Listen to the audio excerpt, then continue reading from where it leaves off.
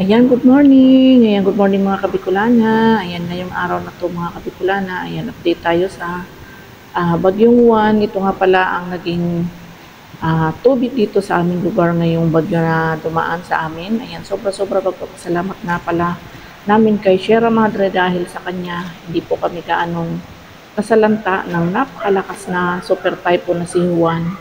Ayan, binasag po niya ang napakalakas na bagyo na dapat ay para sa amin, na dapat ay para kami ang sasalo ng sobrang malakas na hangin dahil po kay Sierra Madre. Ayan, bahagya lang po ang naging damage ng bagyo dito sa amin, pero malaki pa rin yung tubig.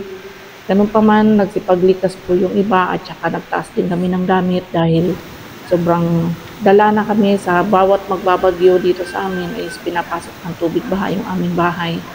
Kaya naman, ayan, kahapon pa lang ay nagligpit na kami. Pero ganyan kalaki ang tubig dito sa dam. Kaya naman kami ay talagang kagabi pa lang ay nagligpit kami. Pero awa naman ng Diyos kami ay ligtas naman. Hindi naman po kami pinasok ng tubig. Kaya sobra-sobra pagpapasalamat namin sa Panginoon. Dahil dininig niya ang aming panalangin na di baling bagyuhin kami. Pero yung tama lang po. Ayan, maraming salamat po sa Panginoon Jesus at saka kay Sierra Madre na umadlang sa napakalakas na bagyo na dapat ay para sa amin yun. Yan, maraming salamat. Ito nga pala, yan ang napakalaking tubig, nakakatakot. Pero ganun pa man, kailangan mo pakatatag. Yan nga pala, tingnan nyo yan guys. So, pag ganyan daw, sabi malalim ang tubig, yung parang may pusod ba sa gitna. Ayan, magang-maga nga pala, lumibot kami dito sa Midam para makapag-update ng ating kalagayan ng tubig kasi magdamag ako nakatulog, nag-aalala ko kung kumusta na yung tubig sa dam, kung tumaas ba or paano.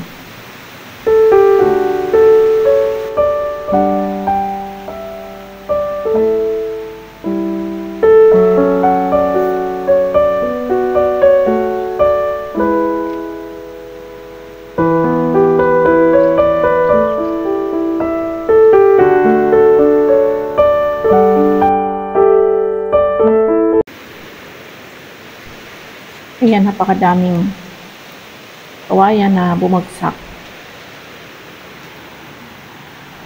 Yung sitaw, ayan, dumapa. Hindi pala siya dumapa. Nabugbog ng hangin pero may bunga pa din. Nakakatuwa pati yung papaya, ay marami pa rin bunga.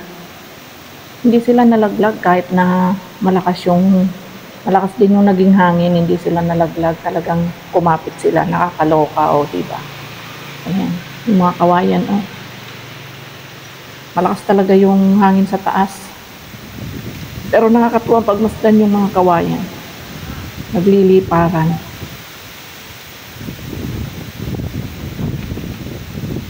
Pero wala nang ulan. Hangin na lang.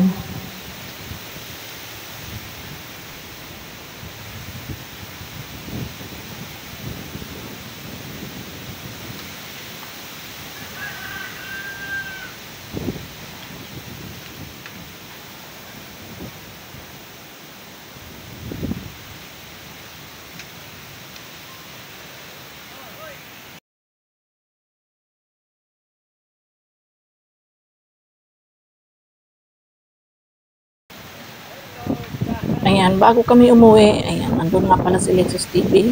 Manghihingi daw siya ng labong, kaso hindi siya binigyan. Kasi hindi raw, wala daw yung may-ari. Kaya naman, yan, umuwi na kami kasi medyo umaambo na. Ayan, napakataas talaga ng tubig.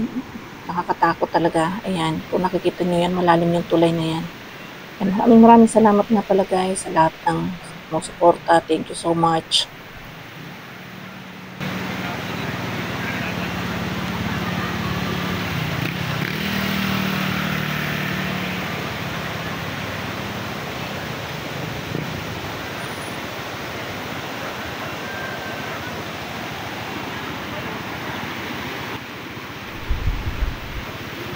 Ayan, ganito nga pala dito guys, pag yung babaha sa amin, umaapaw dito yan. Diyan. Maapaw siya dyan. Kaya sobrang nakakatakot talaga. Kasi pag umapaw na yan, gaano ba kataas yan? Pag yan umapaw talaga, yan, umaapaw talaga siya dito. Yan, pag umapaw dyan, panigurado baha na sa amin. Pero pag naman hindi pa umapaw dito, doon lang sa gawing ibaba, ibig sabihin yung mga nasa baba lang po ang binaha, ang babahain. Pero kami po ay hindi. Dahil nandito po kami sa gawing itaas nito.